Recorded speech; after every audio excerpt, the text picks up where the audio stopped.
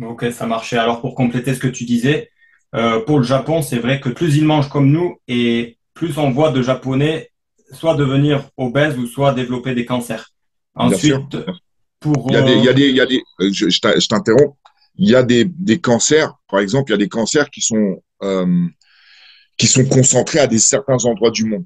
Par exemple, je crois que c'est les cancers de la poitrine, voilà, chez les femmes, qui sont concentrés en Amérique essentiellement et en Europe, notamment les pays scandinaves qui consomment énormément de lait, de produits laitiers et ainsi de suite.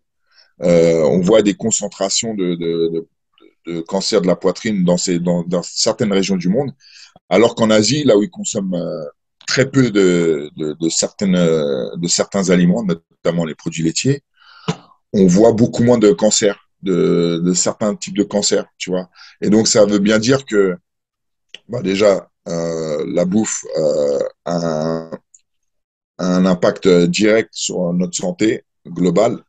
Euh, et qu'il y a certains pays qui ont été préservés de certaines maladies, notamment l'obésité, tu vois. Tu parlais de l'obésité, mais le Japon, avant que tu sois sumo, bah, t'es pas obèse, en fait.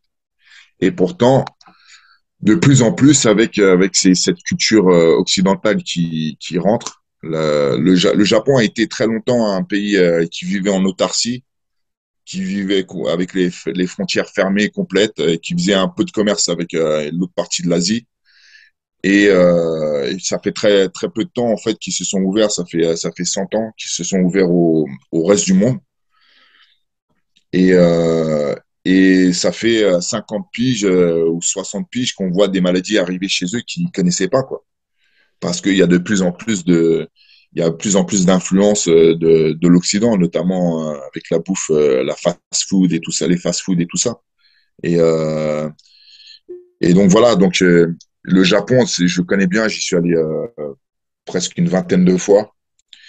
Et la première fois, c'était il y a 20 ans et j'ai vu une évolution qui va pas dans le bon sens et c'est triste.